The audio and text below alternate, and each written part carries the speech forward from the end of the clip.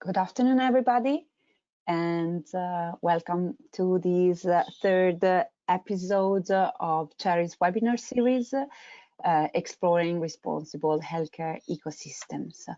We wait one more minute as I see more people are joining the session, and then we start.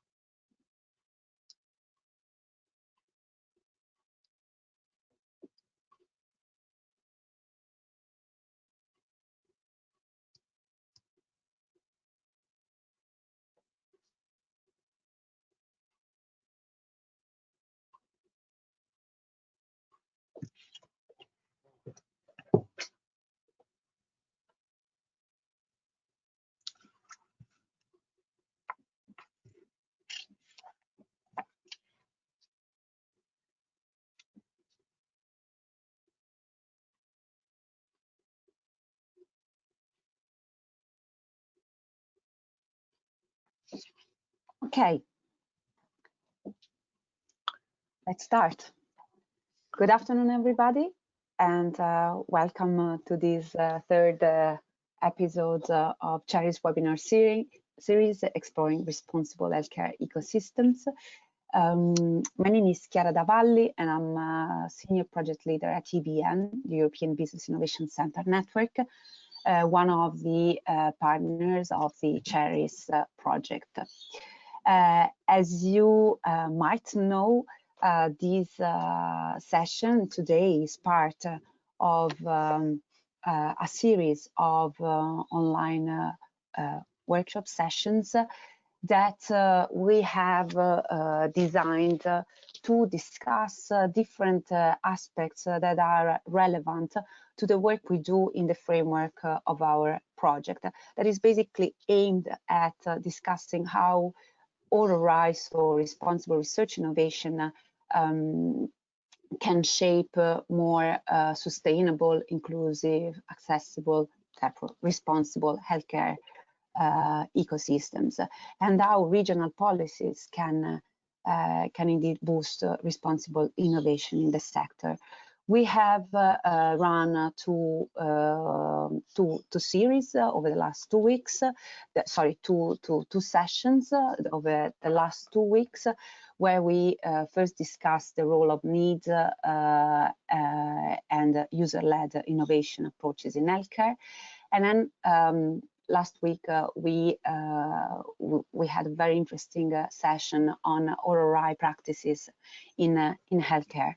Today, we are going to explore the role of procurement in healthcare innovation. And this conversation will see the contribution of Dr. John Rigby from the University of Manchester, and also let's say the founder of Bibliometrica consultancy, research consultancy, and Samuli Kaupinen, who's an international business professional that is working at the moment on as procurement specialist for the Northern Ostrobosnian hospital districts, indeed for the procurement division in Oulu. So as you can imagine, the discussion is going to be very rich, as it brings different perspectives on the topics, and the objective is to, you see, our sessions have been built and designed in a way that we started from, let's say, setting a bit the framework around ORI and the changing healthcare innovation ecosystems in Europe. And now today we want to start discussing some more specific dimensions and aspects that are key for the actual implementation of this responsible healthcare innovation ecosystems. So in a nutshell about the project, Our project is currently setting up a methodology that allows regional innovation ecosystems to set up ROI-driven methodologies and approaches to the definition of challenges and then of solutions in the sector by involving different stakeholders in the whole innovation value chain. The 3 regions where we are piloting this methodology are Murcia region in Spain, Örebro in Sweden, and the Republic of Cyprus, of course, in Cyprus. So I was already telling you about today's session, so I don't take any further time, and I give the floor to John Rigby. Let me.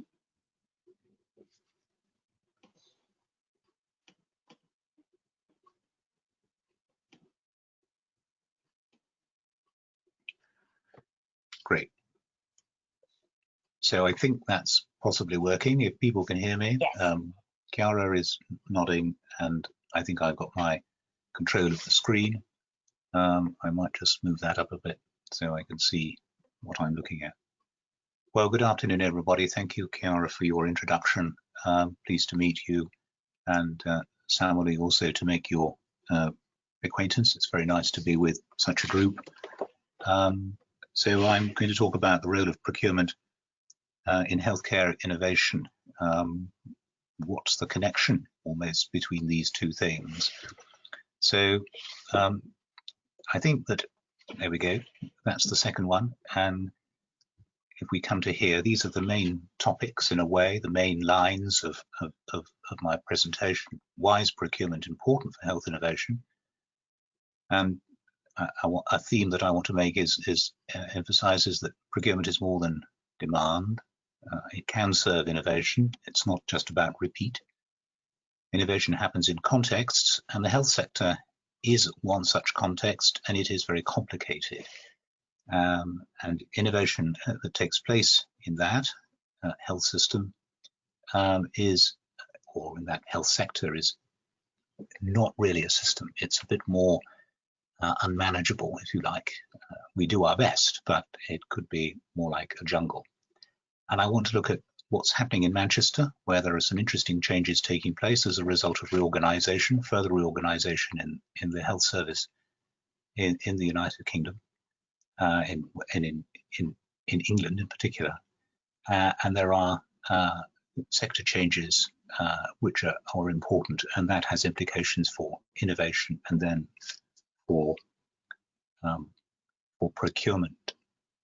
So the context.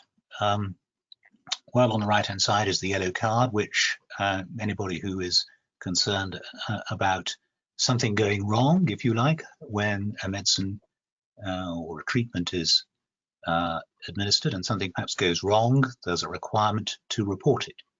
So why is that there? Well, this slide reminds us, I think, of the complexity of the health system itself.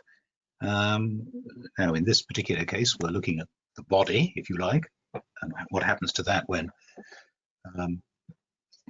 you administer a new drug. But it's just like that with the health system itself. You don't know, well, you sort of know why you're going to do something, but you don't always know what will happen. It will interact with something else. There are times when you perhaps shouldn't do it, and there are side effects, adverse effects. And so that might limit the bounds of possibility for the changes that you want to make. So if we come to demand-side innovation policy and the way that it links to procurement and how that, if you like, those things are connected. Demand-side policy was, I think, it arose really because of the work of Schmuckler, I think, as an economist, was very important in that, and it's also come on quite a long way in recent years with the work of Mazzucato. But there's another important development, really, which is alongside demand-side innovation policy and which accompanies it, and that is the emphasis on innovation as a conversation and a balance, if you like. So the metaphor of the tennis court is that, you've got demand and supply, hitting to and fro, just knocking the ball to and fro. Actually, it's more interesting. It's a conversation, something rather more like the thing on the right-hand side. And those of you who are looking at it will probably see actually a Mexican standoff, which is not maybe the right model for innovation, but the point is that innovation is a conversation, and that's where you need to embed public procurement. I think maybe some people are familiar with the work of Mazzucato. Mazzucato's work tends to emphasize the importance of leverage of demand, leverage of the government's demand at large scale to, if you like, improve the economic development. There are, thoughts that this can operate in health, but let's leave that alone and move now to how procurement serves and articulates demand. So procurement by itself is certainly demand. It articulates demand, but it doesn't lead necessarily to innovation.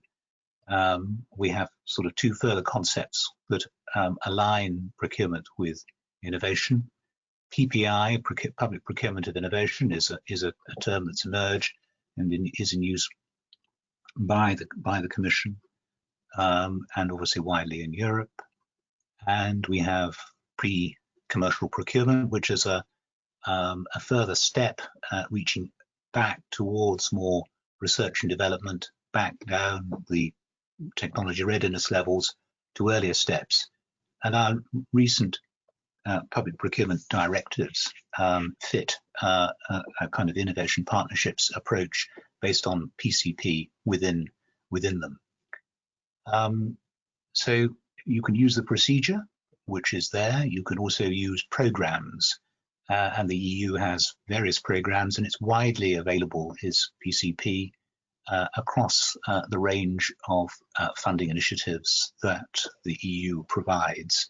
And here are, I think, some of the DGs whose programs support and make use of pre-commercial procurement ideas with a research and development competition at the heart of them. Member states, the EU is of course not really, or the UK is not really a member state in a way, but certainly the UK has been a proponent of the sort of PCP concept, but it's also cropped up in a large number of other countries and regions. Flanders, PIT and PIP were early examples, and I think quite successful examples. You can read up about that on the web. I think I've got some references later on. The Dutch system has also got SBIRs, actually, as they're called in that country, to use public procurement for innovation. So how does this work in the context of health? Well, it's a health innovation system. I'm going to sort of put the argument that maybe there isn't really a health innovation system as such, and it's a bit more complicated. But anyway, procurement of innovation is always in contexts. They're in sectors. And so is the health system of innovation, is it really a system? Is it an ecosystem? And that's a polite form of saying something's a bit like a jungle. Or is it genuinely a jungle where you don't know what's going on? Well, let's have a little look and see how people are trying to cope with it. And then I'll show you my picture of a jungle in a second. So what developments have there been in recent years when thinking about innovation in health? What we found in recent years is that there is less of an emphasis on specifically physician-based innovation in the health system. Still very important, still essential to engage with a whole variety of innovation actors, of whom physicians, of course, are important ones. But the emphasis has moved away. We also know, I think, and believe that innovation in health in the health sector is less firm-led. So there is more care and context-based innovation. there is need for greater connectivity between innovation actors. And we see that hospitals are increasingly becoming anchor organizations, absolutely central. That's an intriguing notion. I think you can broaden that out and say that health and social care probably are the future anchor organizations. And what we also see is that innovation is being embedded through integrators that sometimes in the UK at least taking the form of academic health science systems, and voices are being heard in health innovation through activities and initiatives like RRI. So we've got innovation integrators which exhibit, if you like, reflexivity. They are trying to control the environment in which they exist in order to support and configure the health system, the health sector, to be more innovative. That's quite an important development. Linearity in health innovation is always a challenge, I think, though. It's nice to think that things will happen in sequence, but really they don't always. Innovation is distributed.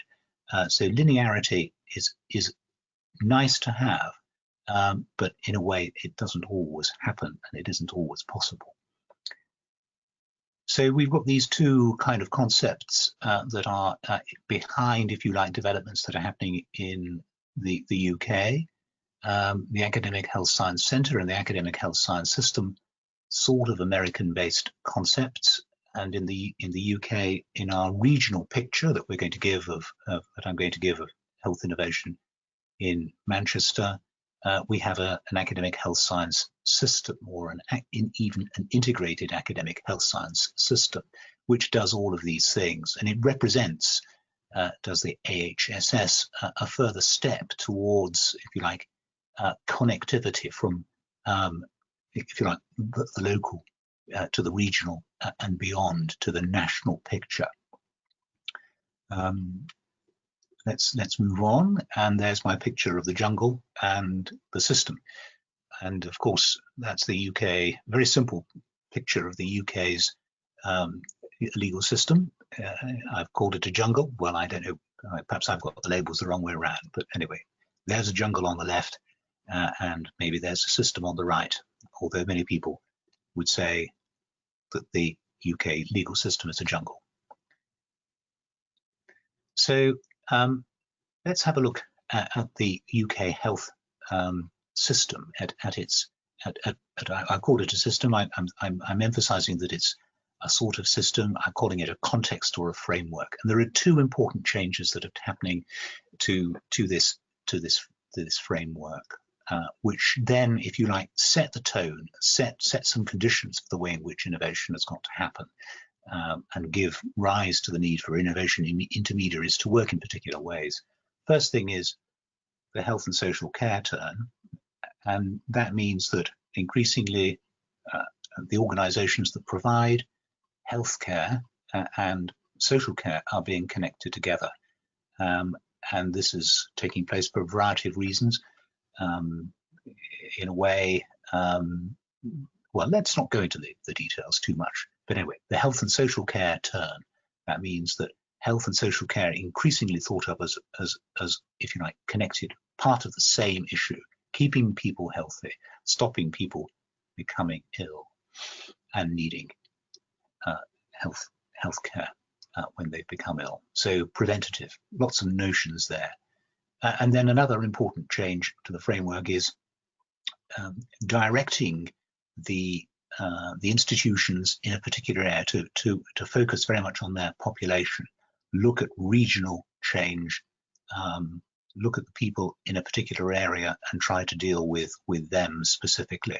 This comes out of the accountable care organization concept that has been pushed in the UK and is behind many of the developments. And in the UK, this has led to the creation of so-called local care organizations, which are the organizations that provide the care in a particular location, a particular population level. And sometimes we go even to a smaller level than that, a lower level.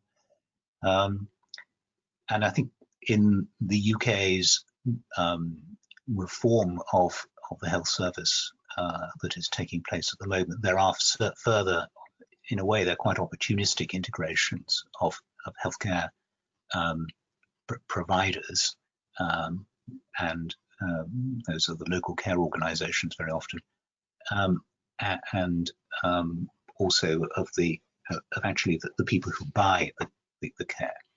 Does this mean it's more of a conversation? Does that mean that there's more of a use for procurement? Well, it means that procurement is, again, having to work in new contexts. So more specifically then, there are the LCOs, the local care organisations on the one side, they're providers of services. On the other hand, the people who ask for those services and actually contract for them, where procurers are located, and those are the commissioners. And now there is quite a lot of uniformity across Greater Manchester, but there's also some diversity.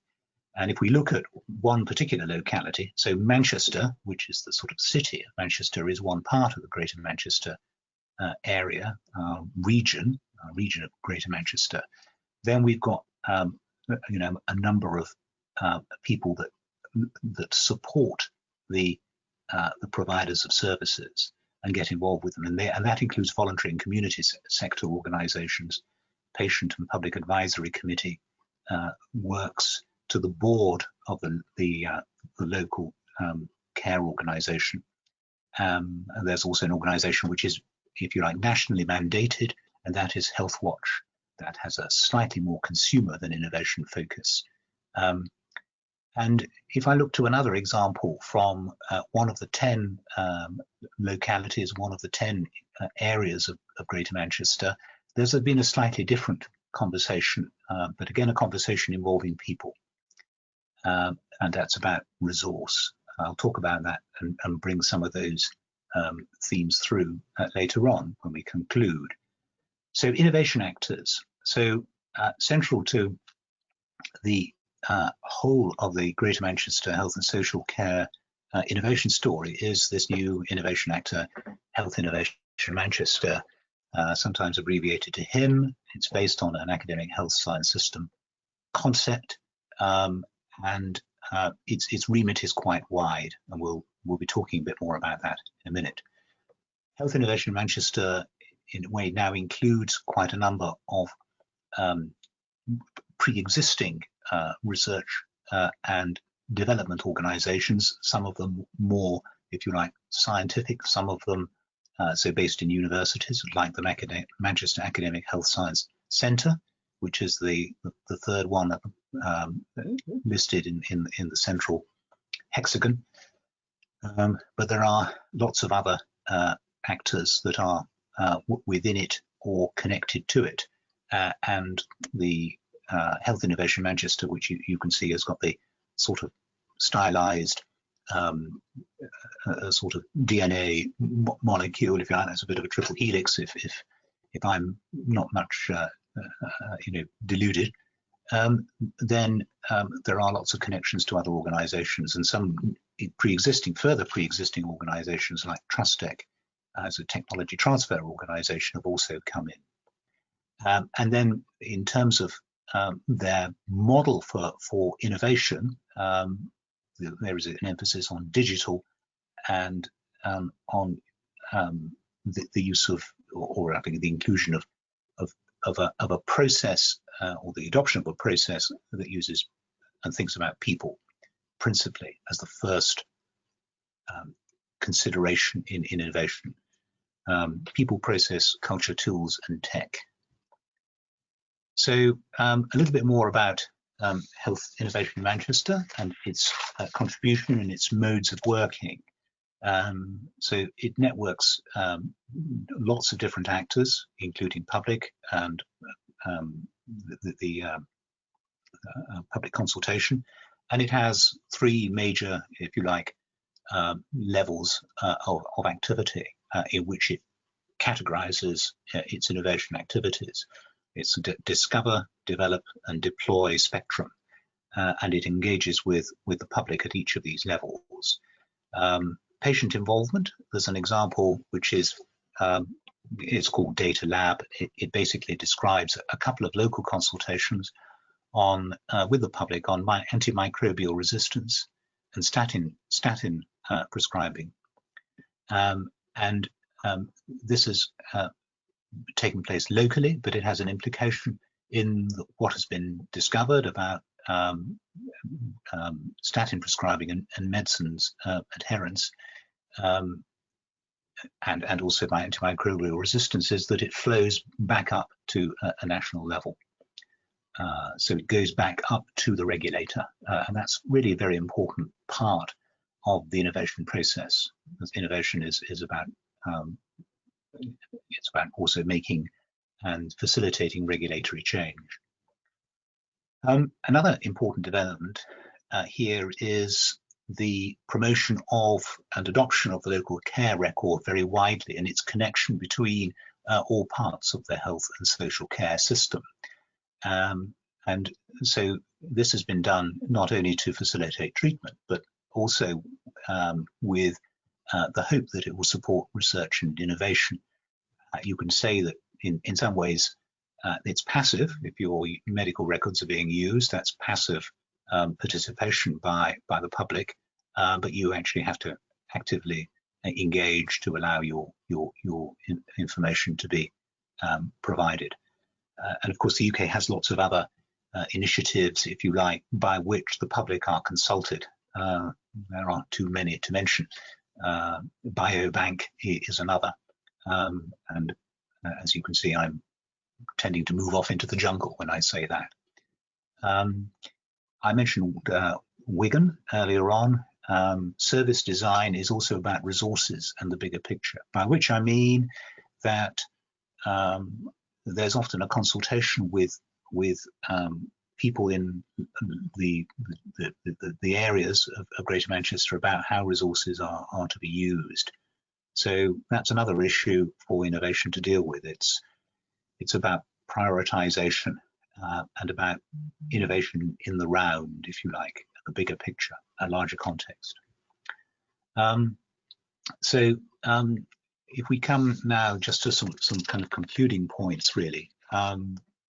Engagement is at these different stages. It's at discover, develop, and deploy, and that's taking place with engagement of the public.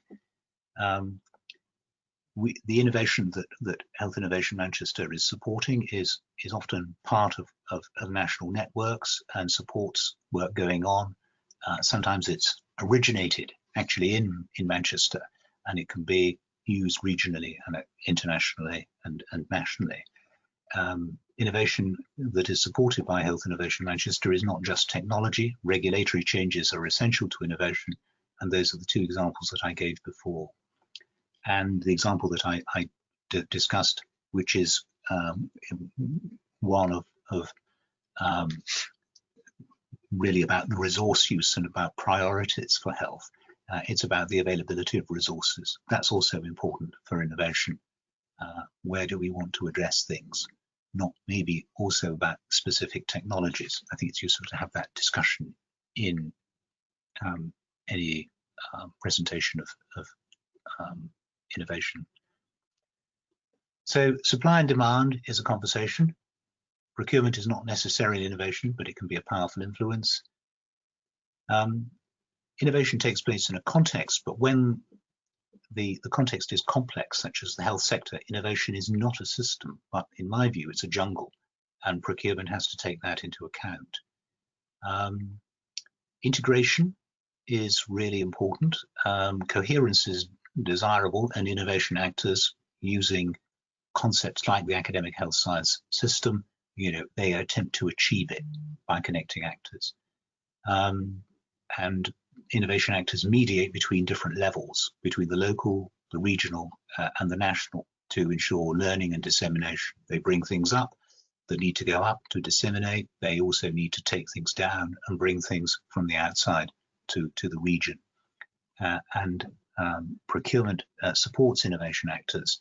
There's a mutuality here.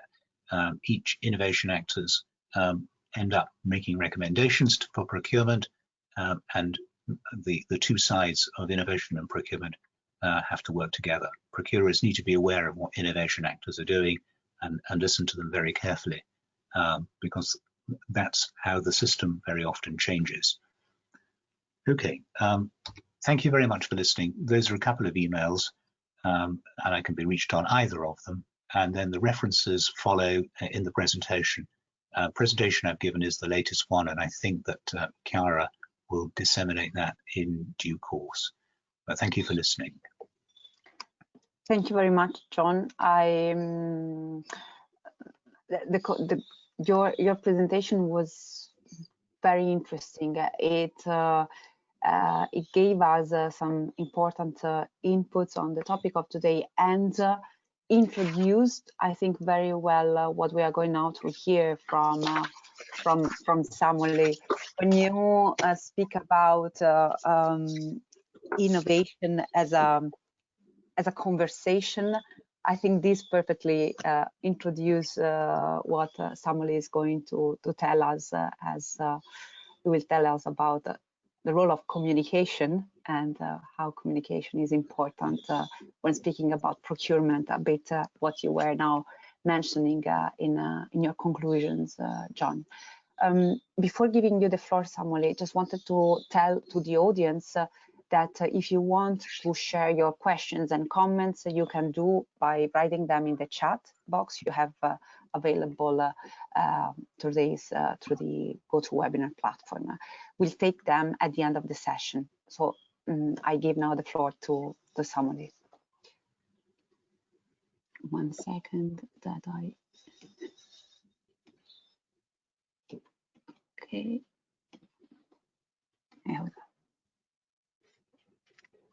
Okay.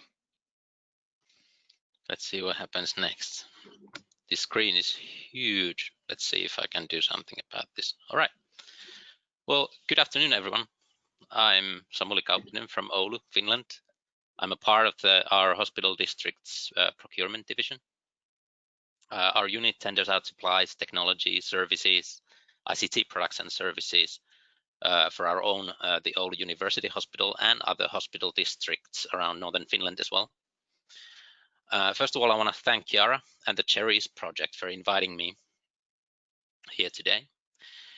In our team, we've had some talks about innovation procurement from time to time ever since the current Finnish Procurement Act was introduced back in 2017. But it feels that we're now finally able to approach the topic with any kind of serious intent. I recently finished a report for the In Demand project, the topic being public procurement of co-created innovative solutions. It's available in English as well. And it's going to be fun to be able to show you today where we are at this point. I also want to thank John, of course, for sharing his insight here today.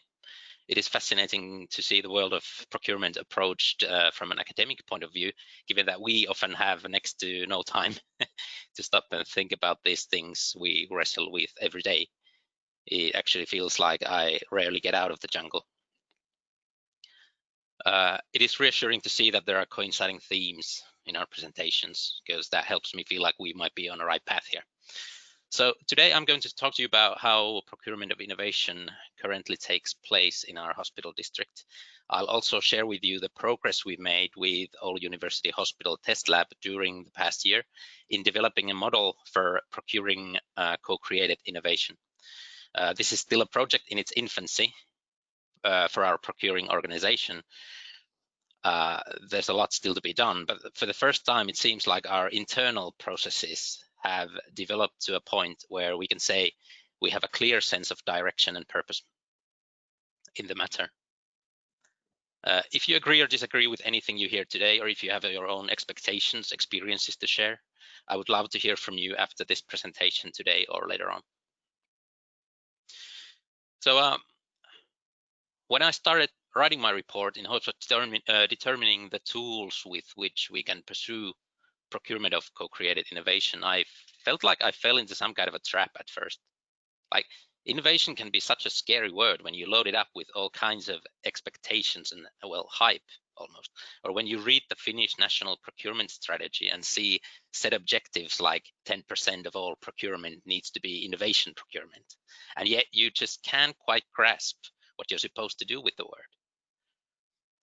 I see a similar effect to a degree with the lean philosophy, where people just straight up freeze when trying to come up with kaizens, that is ideas or suggestions, upon request. And these are brilliant people with brilliant ideas too. So I asked myself this: are we overthinking this? Are we making this more difficult and scary than it needs to be? The theme of today's webinar is the role of procurement in healthcare innovation, and I argue that our organization procures innovation all the time, and sometimes without us really stopping to realize we're doing it. To approach the subject, I tried to determine who or what initiates procurement of innovation. In our everyday work, and as I became acquainted with the in-demand project and our hospital district's own sort of Mindstorm program, if you will, I believe it completes the picture of external and internal initiative. Not sure if the initiative is the right word here, but we'll go with that for now. It might be a trigger or something along those lines as well. I've also been thinking about the difference between innovative procurement and procurement of innovation. More on that later, as I hope I can clarify this to you a bit today. But the most important claim I could make in my report as well as here today, and I realize this might seem like a lazy way out, is that communication is the answer. It is a conversation for sure. But I do feel that most of the tools required for procurement of innovation already exist in terms of theoretical models, procurement procedures and such. But the contents of any tendering can only be built with proper communication between the procuring organization and the potential partners, in effect, tenderers. So we're going to be talking about importance of continuous market dialogue and internal dialogue. That is the dialogue within the organization. And no procurement is successful without functioning communication. That's important to remember, but especially with procurement of innovation. And this baffles me to this day, how surprisingly difficult this sometimes is for the public sector to accept. Like, we need to share information to gain anything, and we need to listen to the markets to maybe like better understand our own needs.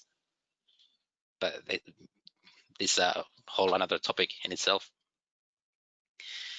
So what I'm going to present to you is a free translation from Finnish. This is a triangle of cooperation, or as my colleague Antti Ukura calls it, an ecosystem. And it's right here. All kinds of procurement benefits from every part in this triangle, but we assume that innovation procurement will especially, it will be very beneficial for innovation procurement in particular. And the parts are the procurement, that's us, our own organization's user specialists, in my case, often medical professionals, and the companies in the market.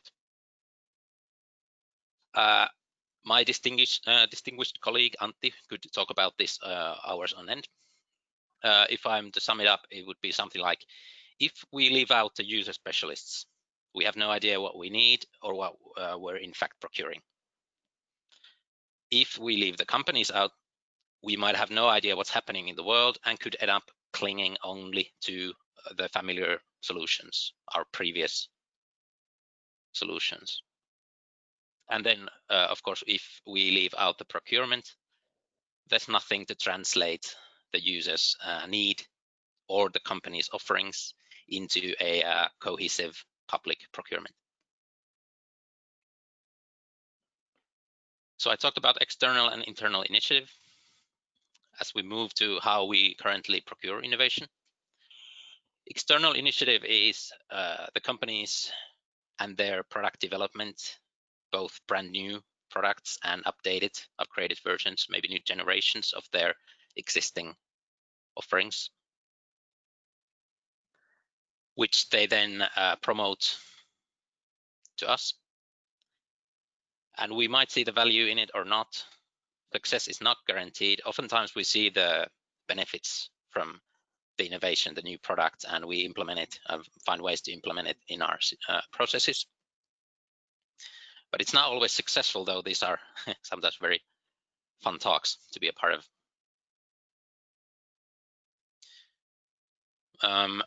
This usually leads to procurement via open procedure or negotiated procedure without prior publication. And this is what we do all the time. And this might be reason really why we haven't really thought about our procurement being innovative, or especially innovative. We talk to our contract suppliers and potential tenderers all the time. We ask around. We try to keep up with what's coming, and once our user specialists agree that a new innovation improves their process, it becomes a part of that category's tendering. In my case, maybe surgical staplers and different diabetes devices like insulin pumps or CGMs, that is continuous glucose monitoring sensors, are probably my two most rapidly advancing categories right now. And if we don't keep up with the innovation, we cannot hope to achieve any meaningful results from any kind of tendering in these categories in terms of progress or added value. Yet the word innovation is very rarely used here. The innovation merely becomes either a new tool or even the new standard once it is deemed as a valuable asset for the user specialist's work. And there needs to be perceived value. Like, to me, innovation for the sake of innovation means absolutely nothing. Well, it shouldn't anyways, right? Then we move to the internal initiative, which is the problems or challenges recognized within the organization. And here I've mentioned Oulu University Hospital Test Lab and the In-Demand project. In-Demand project and the work Oulu University Hospital Test Lab is doing have really brought this up in our organization. For those not familiar with the In-Demand project, the participating organizations learned how to identify challenges or problems in their processes, and then put out a call to find a potential partner or a solver, a company to with whom to co-create the solution. But it's not a procurement project as such, and that's where we come in.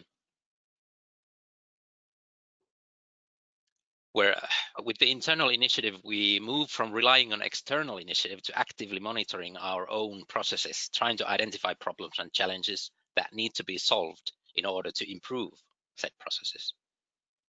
And the recurring theme here is the role of market dialogue, always the market dialogue. Like, can the problem be solved with existing products or services? And including the company's voice in the talks helps us to consider whether we lean towards maybe innovative procurement or some kind of procurement of innovation. And now this term innovative procurement is probably not the best way to describe this, but to me, innovative procurement is typically a new way to use an existing offering or a solution. This occurs when a procuring entity publishes a call for tenders for, say, a customer service software, and they're certain that their specifications or environment make this a unique thing with no existing solutions in sight.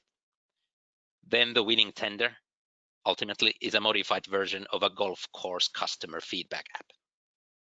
Another slightly different example is when it turns out that the best idea for you tender out the problem of lowering the average temperature in a building's top floor, hospital ward in this case. And the winning solution is to install awnings on the roof.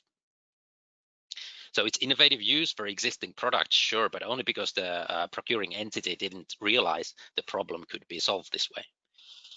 So does the procured solution necessarily qualify as an innovation at all? Or do we just need to learn how to reach out with our identified needs, do some planning, participate in market dialogue, and tender the need out? Regardless of if it's external or internal, communication is key. We need to be able to present our problems. We want to find solutions with our potential partners, and we may need to adapt our need as well. Sometimes the companies say that, yeah, what you want cannot be done. And we need to be ready to adapt. And good dialogue helps us to find the proper locker for a given problem, like other existing solutions. Oftentimes, the things can be tendered out as a simple open procedure once we figure out what's going on in the world. And we just need to find the right partners to talk to.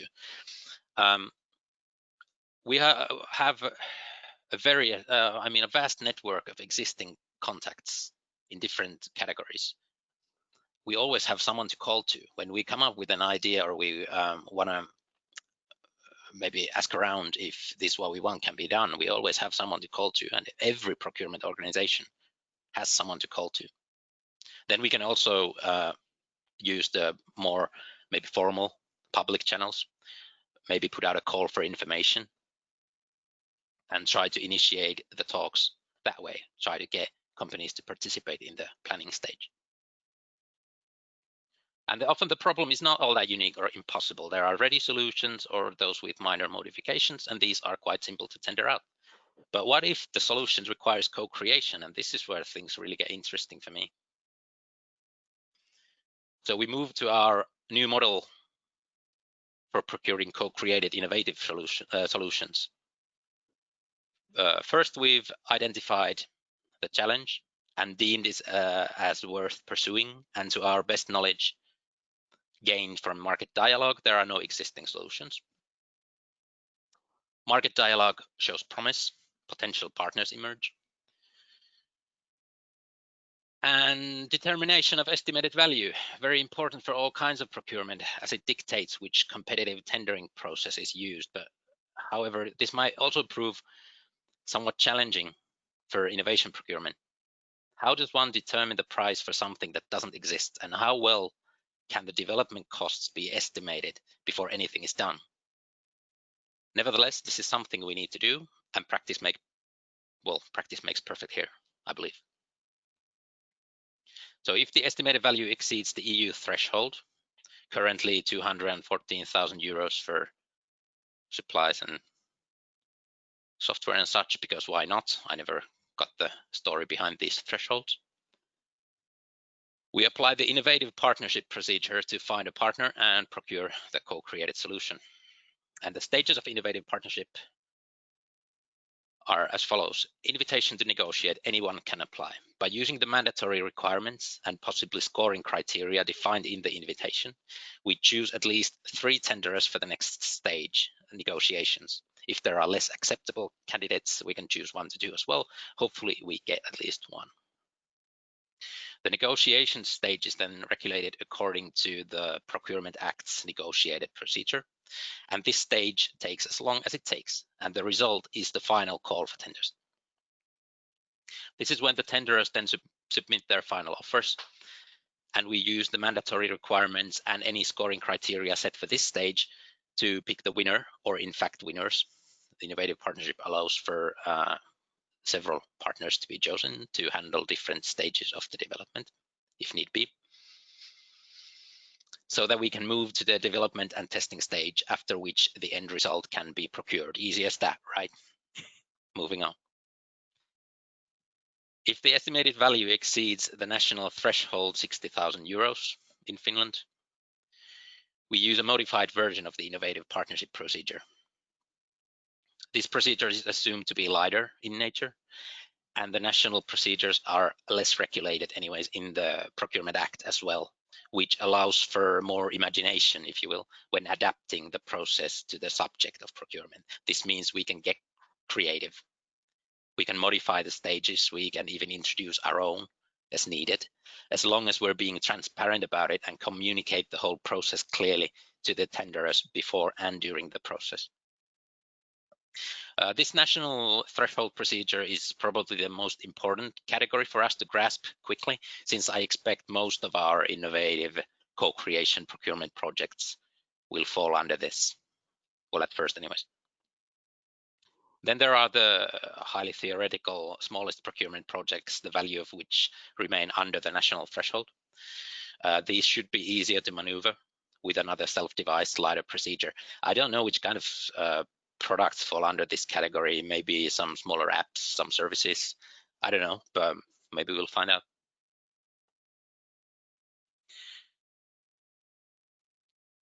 So to sum up the model, here's a list of what we need to consider, or in other words, none of this works without. Continuous dialogue. I may be hammering this home a bit, but in all its forms, throughout the various stages in the process, the success and clarity of two-way communication between the procuring entity and the potential tenderers makes or breaks a project. Fair and equal treatment of the tenderers throughout the process, include all the participants in the negotiations, inform everybody equally, respect each participant's confidential information. So we need to have a clear understanding of what is to be procured and what is acceptable, which also means we need to have well-documented mandatory requirements and scoring criteria, and we need to be able to justify our decisions made along the way. Transparency is another keyword here. So we have our model, and we're ready to try it out in our future emerging co-creation procurement endeavors. However, we also need to be aware of some challenging aspects and potential problems before they turn up to ruin our day. The first one, and pardon me here, I got a chuckle out of this, is that currently appealing a decision is often too appealing in the Finnish system. If in, say, a 500,000 euro project, a tenderer comes in second or third and feels like there was anything dodgy in the way the tendering was decided, it is fairly easy to appeal the decision regardless of whether there was foul play involved or not. As the cost of appealing can be low as 2,000–3,000 euros, it could provide enough incentive to try and appeal the decision for any which reason in hopes of causing the tendering to start again once the market court's ruling is in. And even I have already seen examples of this during my just under 5-year stay in our organization. The important thing to note here is that an appeal always grinds the process to a halt, whether it is justified or a desperate Hail Mary. So to all procuring entities out there, do the work in the planning stage, be transparent, be fair, and trust it is enough. Related to this, developing a culture of market dialogue for innovation procurement might prove challenging. Will the companies give us the good stuff, share their secrets in the planning stage? Do they trust us enough? These are the questions, and how good is our market dialogue demeanor? It may very well be that the communication in our first innovation procurement project is somewhat clumsy in comparison to what we're used to achieve, despite the fact that our organization readily endorses the idea of thorough market dialogue. Then, of course, the planning stage of innovation procurement is immensely more demanding than with traditional procedures. This is true to an extent with all procurement, but here we're trying to define something new, and the process itself has stages we normally do not deal with. So will we have the resources? That's an interesting question. And in the end, we're expected to define how end product rights, IPR, and development costs are shared during the process. This is something we've not really tackled before, and we'll see what kinds of trends emerge here. So we have the model now. Now we just need to apply it in actual cases to see what works and what doesn't. The model will surely evolve along with our understanding of how to approach these projects. So at the moment, I can only end with, we shall see. Thank you all for listening. Thank you, Samuli. Thanks for having shared with us the model you have put in place and that you are about to start testing, putting in place. Well, again, I see that the role of the communication, the conversation dimension is key. Both you and John were insisting very much on this aspect. So how to ensure that the different players, stakeholders are connected or are brought, can be let's say involved in this dialogue. let me check if there are questions. Here they are. Okay, we start with the first question. Let me, sorry, take back.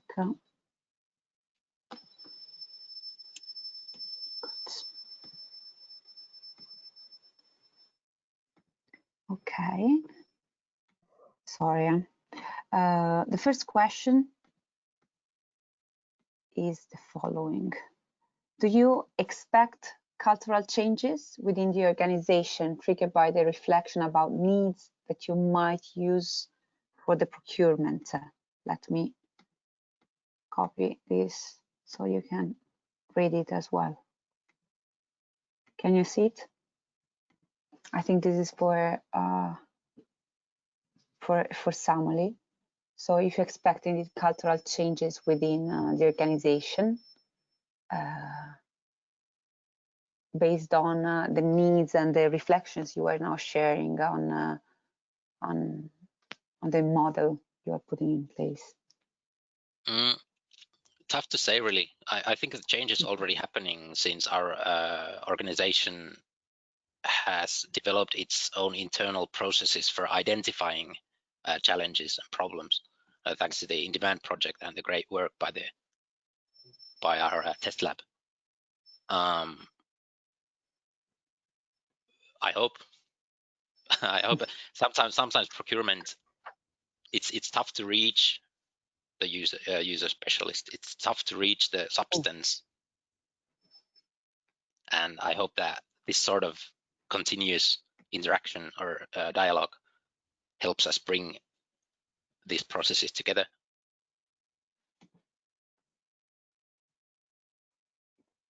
Okay. And yes, I see that Stefan, who raised the question, I think that's what is meant. And I have another to continue a little bit on this aspect.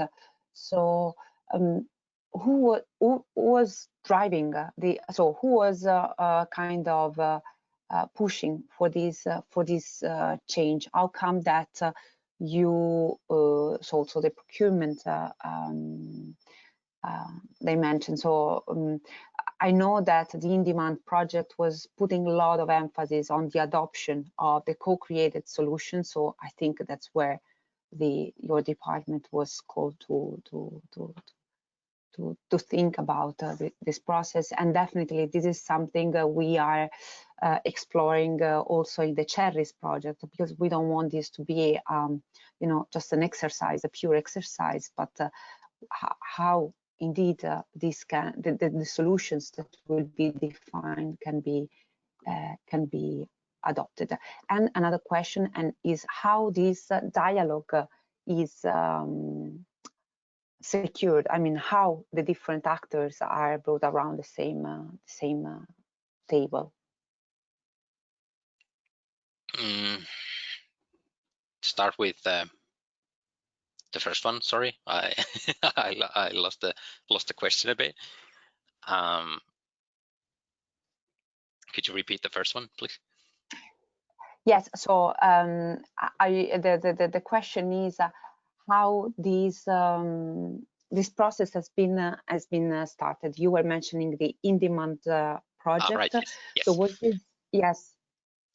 It might be a unit in our hospital, for instance, that identifies a problem, and the solution will then help benefit that unit's processes. So they come up with the idea, and if the idea is something that we're going to pursue, then they internally discuss the budget and that sort of foundational things before we can then move. Maybe we'll get actually isn't a process in place for this yet, but I believe it's going to be something like we get a suggestion, or rather a task to tender this project out. And that's when we meet the group, that's when we learn about the idea, and that's when we start planning the procurement with that group.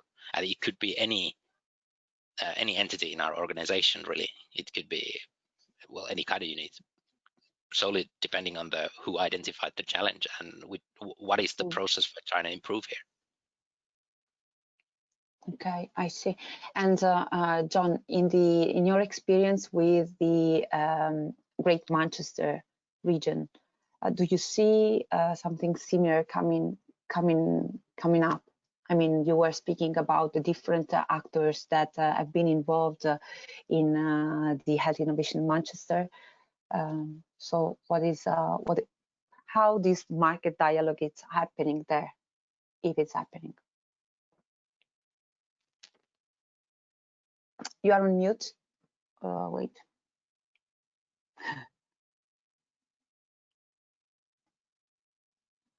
Wait down. Oh, great. Thank you. There it is. So one of the references in my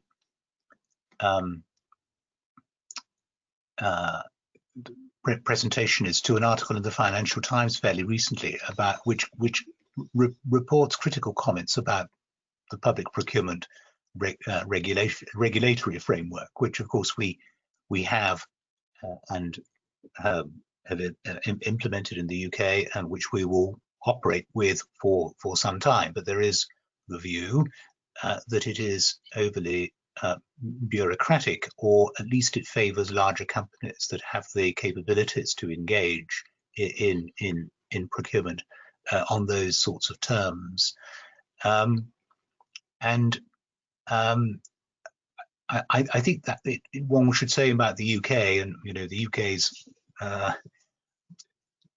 in a bit of a pickle in a way, I suppose, over what will happen with the procurement law. Will we take on the innovation partnerships and keep that going with the flexibility that it gives, or will it be looked upon by the government as something that is a restriction, and will they try and water down and whenever you make things simpler, you often make them more complicated. You certainly change. I think that's the first thing to say about the UK, is that we don't quite know what's going to happen in the UK, and they could make a big change to the procurement directives, and then people will then have to think again about how they operate, procurers operate, and how they consult internally and externally. I mean, the question is, would you expect an increased upstream information changes? Would you? I mean, I suppose what's the main thing here? What's the main point? I suppose the argument of the government is that business knows best in a way, and this is not necessarily the view, I think, of people in public sector organizations that have things, if you like, imposed upon them. So I think it's in a sense it's a slightly ideological battle that will be fought in the UK over the, if you like, the influence on public procurement.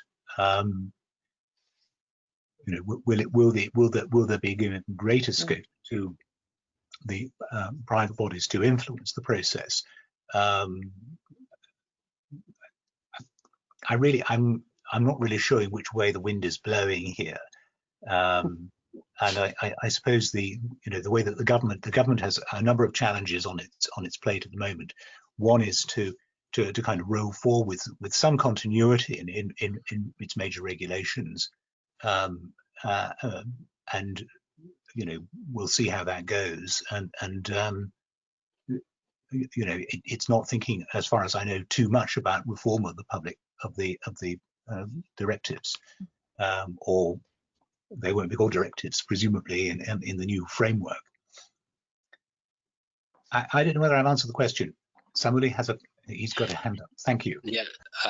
Do you agree, John, that it might be a question of perceived value as well? I mean, the business knows best, but then everybody's doing innovation, so we need some ways to maybe compare that innovation, we will some different companies in the same markets approach different problems a different way, or the same problems a different way rather.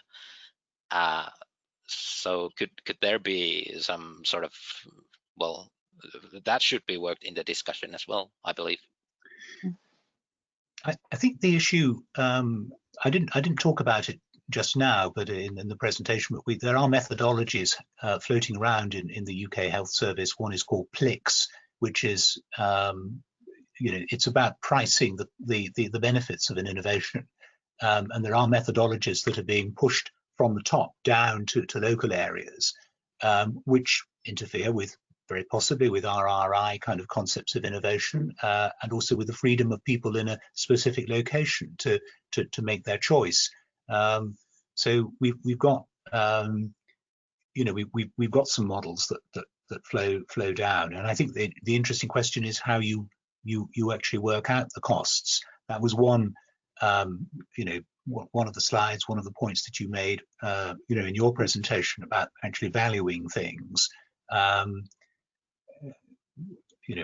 Health innovation has got some very standard metrics, and then it's got other metrics as well. We've got PLIX, which is a methodology that you might use to assess the value of a new form of hip or artificial joint. There's lots of things that can be used at the moment, and I don't know quite how you standardize on that, and how people make an agreement in any particular case. And I think it's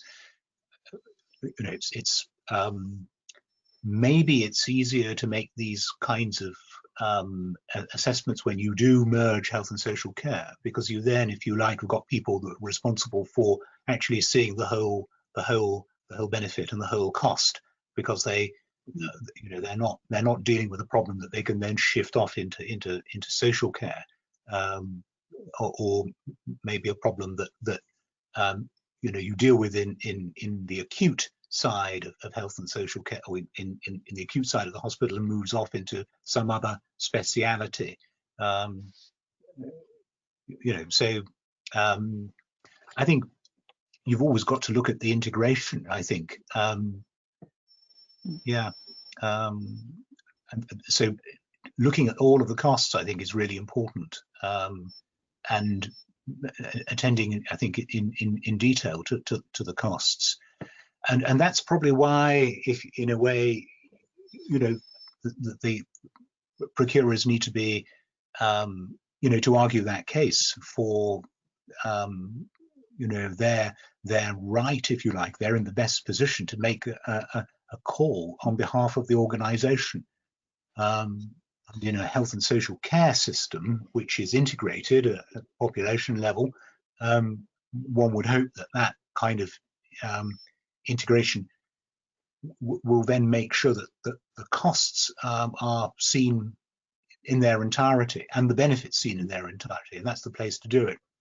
This is an argument in favour of, if you like, the accountable care organisation kind of concept. And I don't know how widely that's used in other places, but I know that it is used. But power to the procurers to put them in that position, and then to make those accurate assessments of the costs and benefits. I think I struggled towards an answer, but in the end, I think they ended up with saying that central government does force rules down, but sometimes they are really quite narrow. They don't. They may not factor in all of the costs and all of the benefits. And probably the responsible approach we are considering, for example, in the CHERRIES framework, and also the in-demand project is doing, is also considering the benefits, not for the final beneficiaries, the users. So this multi-stakeholders approach can add arguments, can add criteria for the selection of the solution. So for, again, probably is adding a bit of complexity, but adding also value to the whole process. I'm really liking the innovation. I could see we're against the clock maybe, but the innovation partnerships, which I'm kind of been involved with it for a very long time now and again. Great to see it being used. It has great scope, but the challenges that you identified about maybe pricing and IP, those come up, I think, particularly where you've got an innovation in a particular location, but it could go much more broadly across a whole health system, across a whole health economy, the UK, Germany, or wherever it might be, or a federal area, and then you've got to price the IP appropriately. I think this is pricing of IP in innovation partnerships has always been a kind of a challenge. Because otherwise you get a state aid kind of argument against it.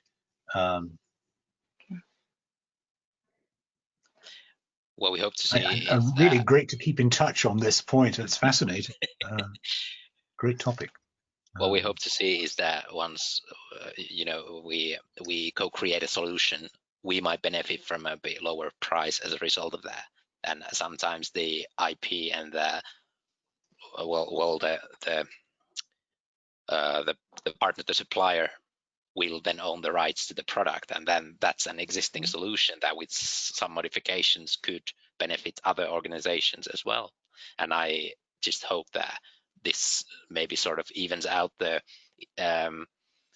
because they cannot be sure how to price the product at the first time, that they can, this is something they can maybe even out later on.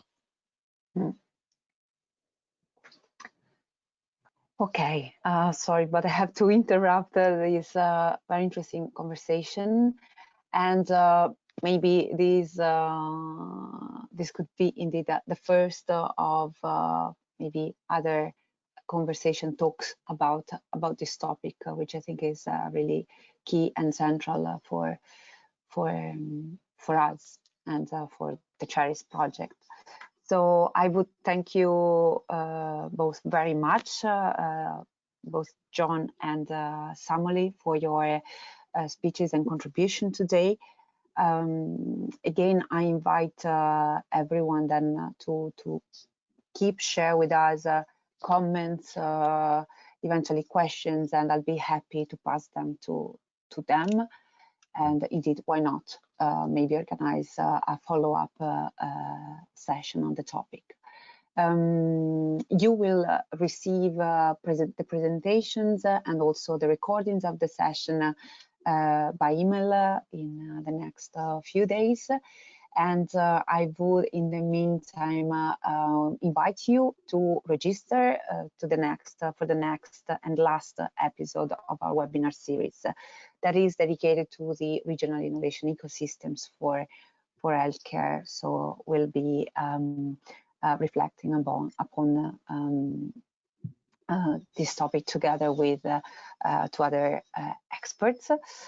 In the meantime, please stay in touch, follow us on Twitter, LinkedIn, subscribe our newsletter so to get the latest updates from our program, from the regions, and other initiatives like this webinar series that will follow in the coming months. You have my contact details here, and please don't hesitate to contact me for any further information you might need. And again, I would thank you, our speakers, for their contribution today, and thank you all for having been here today with us. John, Samuli, if you want to say final word, that's the right time. Samuli, after you. Well, thanks.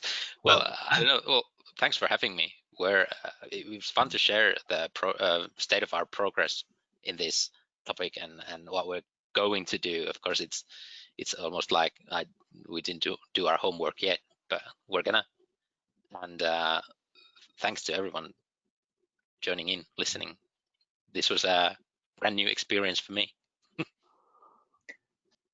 Thank you. I think the program it has worked very well as well. The GoToWebinar has been very well, very reliable. I thought I might go down, but it's been great.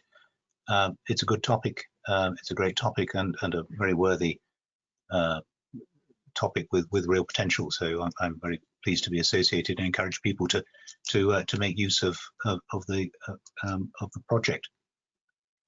Yeah. Great. Thank you very much. So we close here our session, and we'll be in touch. Thank you. Have a good afternoon, everybody. Bye. Bye-bye.